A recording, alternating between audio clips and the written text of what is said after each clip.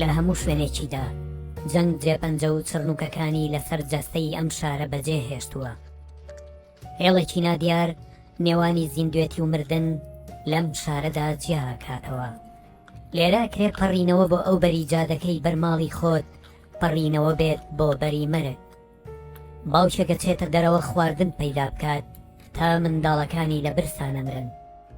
ئیتر جارێکی تر بە زیندوی ناگەڕێتەوە بۆ ناو ماڵ و منداڵەکانی.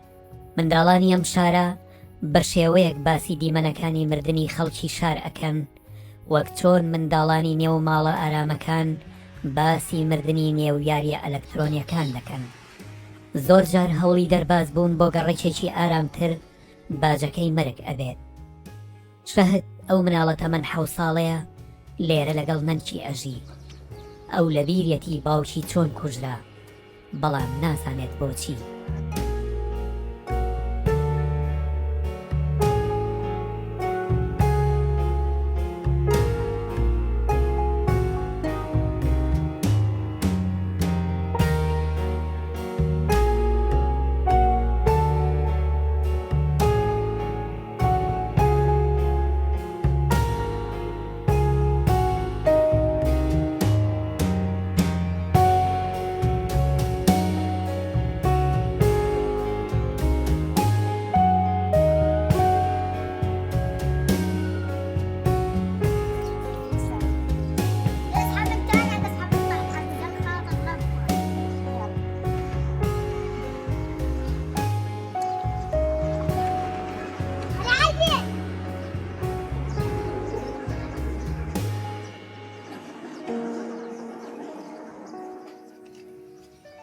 ئەمە عەبدوڵایە، ڕۆژانە بەناو شاردا دەگەڕێت.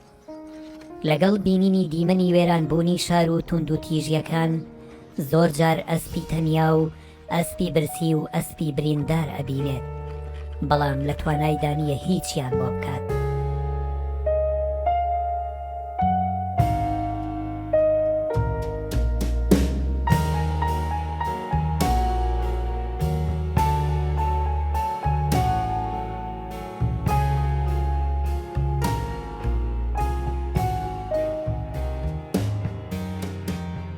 پێش داگیرکردنی مووسڵیش چەکدارانی داعش دەستیان ئەگەیشتە ناو شارەکە و هەر کات بیان توانایە نەیارەکانی خۆیانە کوشت.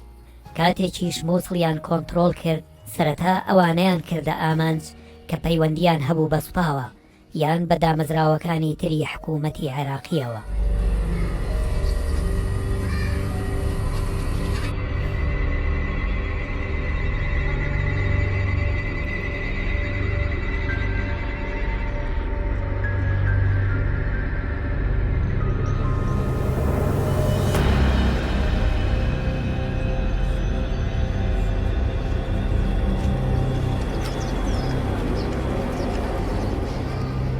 لە 7 تەمموز بوو بە شەڕ و تەقەکردن. گوتیان داعش نزیک بووەتەوە لە مووسڵ دەکەوێت. 4 ڕۆژ یان 6 ڕۆژ دواتر دراوسەکەمان تەلەفۆنی بۆ کردین، گوتی کارەبای نیشتیمانی هەیە و ئاوێکی باش هەیە، دەگاتە تەنجەکان و ئاساییشێکی باشیش هەیە و چەکدارانی داعش ڕێگاکانیان کردووەتەوە. ئێمە دڵخۆش بووین و گەڕاینەوە، گوتمان تەقینەوە و ئەو شتانە نەماون. لا ناوچەی دەواسە بووم لە سەرکار چەندین جار، نەک جارێک و دوان، زیاتر لە 25 جار چەکدارانی داعش دەهاتن و دەیانگوت بۆچی بەیعەت نادەیت و جیهاد بکەیت لەگەڵماندا. هەموو جارێک من دەمگوت جیهادی من ئەوەیە خێزانەکەم بەخێر دەکەم. عیش ئالی جیهاد، عیش ئالی.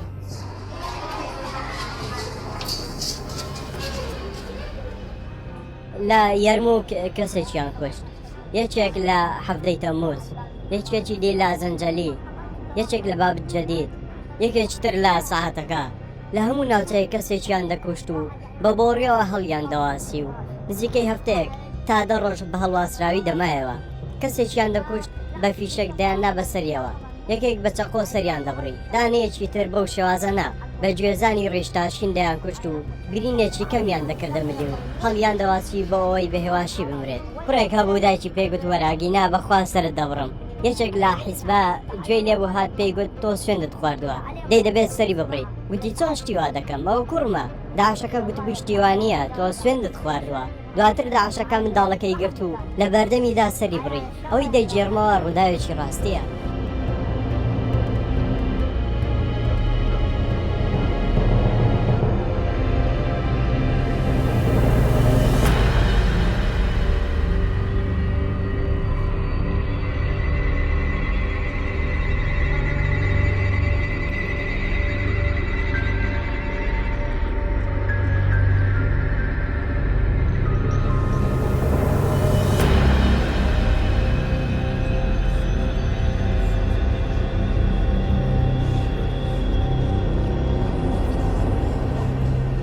ئەو کوشتن و بڕینەی ویسام باسی ئەکات بەشێک بوو لە ژیانی ڕۆژانەی مووسڵ لە سەردەمی خلافەتەکەی ئەبوبەکری بەغدادی.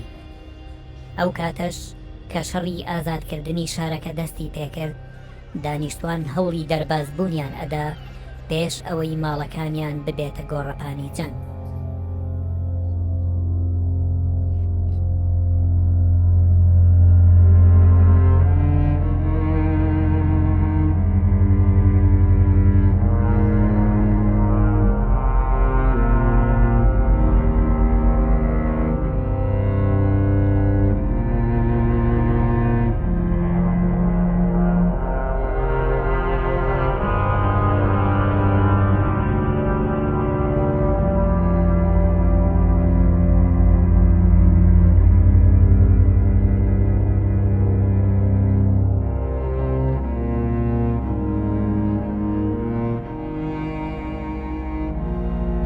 ئەو کاتەی ڕۆژ بە ڕۆژ لیستی حرامکراوەکانی داعش زیادی ئەکرد ڕاپۆرتێک یان تەنیا قسەیەک بەس بوو بۆ ئەوەی تاوانبار بکرێت.